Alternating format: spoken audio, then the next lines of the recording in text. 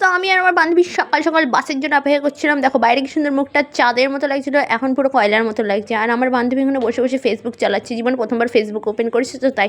আর আমরা এসেছি রেজাল্ট নিতে নিজের। আর একটা খুব তাড়াতাড়ি একটা ভালো ভিডিও তোমাদের জন্য পোস্ট হবে।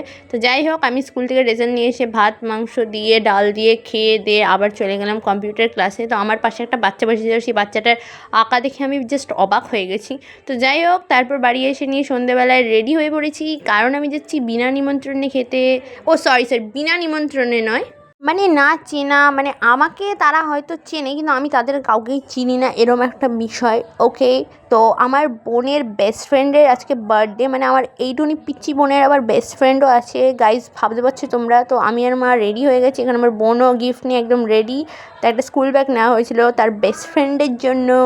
তো এই যে আমার মাকে আমি 10 বার ডাকার পর একবার আমাকে হয়তো পাত্তা দেয়, তারপর আবার মুখ ভেঙে চলে যায়।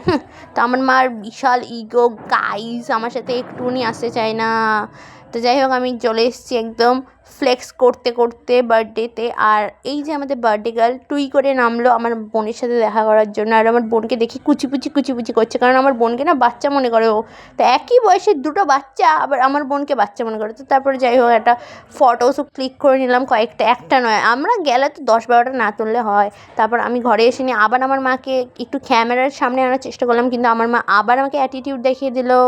তারপর ভাবলাম কি না এরমভাবে নেওয়া যাচ্ছে না মাকে। তারপর মাকে একটুনি বললাম যে ওদিকে তাকাও, আবার আমাকে মুখ ভেঙে দিল। তো আমরা যাদের বাড়িতে এসেছি তারা মূলত মানে পেইন্ট করে, ঠিক আছে, ড্রয়িংয়ে তারা বিশাল ফাটাফাটি। তো দেখতেই পাচ্ছ তোমরা, বাড়ি ঘরের দরজা জানলা সব দেওয়াল টেওয়াল রং করে থুয়ে দিয়েছে। তারপর আমি এবার বোনের সাথে দৌড়ে বাইরে গেলাম, কারণ জানতে পেরেছি বাইরে ফোকটে ফুচকা দিচ্ছে গাইস ফ্রিতে। তো ফ্রিতে কে না ছাড়ে বলো তো? তো আমি প্রায় 10-12 জন পর 10-15 মিনিট পর আমি মনে ফুচকাটা পেলাম। তো যাই হোক, তাও আবার বাটি নিয়ে নির্লজ্জের মতো দাঁড়িয়ে রয়েছে, আর আমাকে পরপর 2টো ফুচকা দিয়ে দিয়েছে। তো যে আগে বাটি নিয়ে দাঁড়িয়ে থাকবে তাকেই দেবে। তারপর আবার আমার বোন চলে এসছে তার বেস্ট ফ্রেন্ডের কাছে, কারণ বেস্ট ফ্রেন্ডের সাথে তো পিক তুলতে হবে। তারপর বেস্ট ফ্রেন্ডরা মিলে বসে পড়েছে খেতে। তো এখানে আমি ভাই মানে কি বলবো, আমি শুধু ক্যামেরাম্যানই রয়ে গেলাম। তো এখানে আমার বোনের খুব গরম লাগছিল, তাই তার বেস্ট ফ্রেন্ড ফু দিয়ে দিচ্ছিল। উফ, এত প্রেম আমি কোথায় দেখবো।